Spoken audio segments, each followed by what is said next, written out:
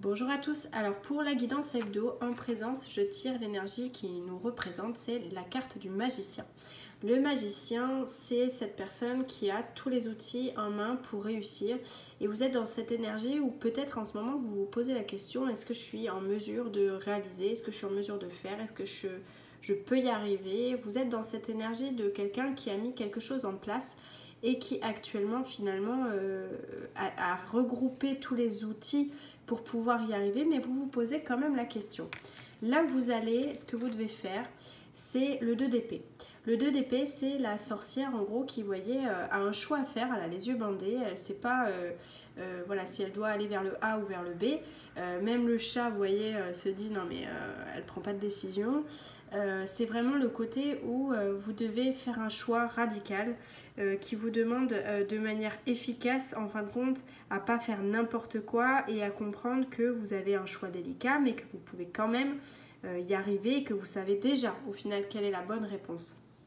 Cette carte, elle apparaît quand vous avez vraiment quelque chose qui est de l'ordre de l'instinct, qui vous dit quoi faire, mais vous êtes encore un peu dans cette phase de recul, vous dites oui, mais si je le fais, vous êtes un peu dans l'hésitation.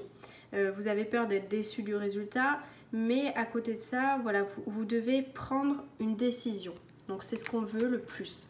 Ce qui va nous aider, c'est la carte du 8 de bâton. Le 8 de bâton, c'est ce côté où, bon, de toute façon, les 8, c'est toujours un peu le changement, c'est toujours quelque chose où vous essayez d'acquérir une vie plus facile, où vous êtes en train de vivre des moments où vous avez peut-être envie de stopper des choses. Le 8, c'est une tendance, voilà, à concerner le mouvement. Et en fin de compte, on vous demande là de voir un peu dans, voilà, qu'est-ce qui avance trop rapidement pour vous. Voilà, je le sens comme ça, c'est ce qui ressort. C'est qu'en fin de compte, cette carte, elle a un bon signe parce qu'elle vous demande de prendre du bon sens. Et même si vous avez l'impression d'être emporté par des événements que quelque part, peut-être vous ne maîtrisez pas ou qui n'est pas forcément à 100% de votre ressort, vous avez ce côté où il faut tirer le meilleur parti de ce qui se passe. Il ne faut pas avoir peur des nouveaux commencements. Et en fin de compte, il faut trouver cette passion qui vous anime dans cette situation et voir comment vous pouvez avancer dans cette direction en tirant le meilleur de la situation. Donc là, même si vous voyez, vous ne maîtrisez pas tout, tirez le meilleur profit, le meilleur moment en fin de compte de ces situations qui vous sont un peu effectivement de l'ordre de la tornade là qui se passe.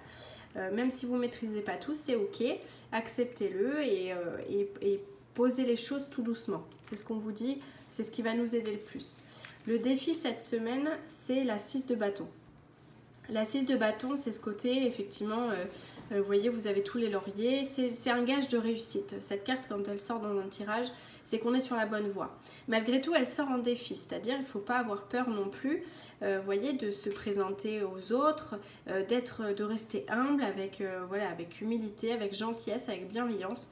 Et peut-être c'est ça le défi, c'est que peut-être si vous êtes un peu irritable en ce moment parce que vous avez plein de choses à remettre un peu en ordre, restez quand même bienveillant dans la douceur et voyez dans la générosité. Restez calme, ne paniquez pas, ne cédez pas à ce côté finalement je suis pas bien, ça va pas, donc je suis tendue, je suis ci, je suis ça. Et en fin de compte, la fin de la semaine nous parle du cavalier de Pentacle. Alors le cavalier de Pentacle, c'est vraiment celui qui, pareil, est dans l'action, va conquérir, va découvrir. Mais à côté de ça, pareil, il a tous ses outils et il le fait tranquillement. C'est-à-dire que dans toutes les décisions que vous allez prendre, ce que vous allez mettre en place, etc. cette semaine, soyez confortable avec ça. Posez-vous de vous dire, voilà, posez-vous des questions et dites-vous, est-ce que ça me va, est-ce que ça me convient? Et finalement d'avoir cette espèce de, comment je peux dire ça, de discernement qui vous permet d'accepter aussi une certaine lenteur des choses. Voilà, on n'est pas dans le je prends une décision, j'actionne et hop, je regarde pas. Non, il y a une espèce de patience et justement de choix intelligent pour prendre une bonne direction et savoir où on va. Donc il y a une notion de prudence, mais il y a une notion d'action quand même. Donc finalement cette semaine vous êtes vraiment en train de faire le point entre ce que vous avez envie, vous faites le point sur vos capacités, vos outils que vous avez, vous prenez les choses comme elles viennent et effectivement vous en tirez le meilleur parti, Vous restez humble et vous restez calme pour pas partir n'importe où, n'importe comment et rester dans le ici et maintenant. Et l'idée, c'est vraiment effectivement de syntaxer avec ce côté prudence, j'y vais, mais je le fais intelligemment. Donc on est plutôt dans un cheminement, on va dire cette semaine, tranquillement, pour savoir où on va et quelles décisions on prend gentiment. Voilà.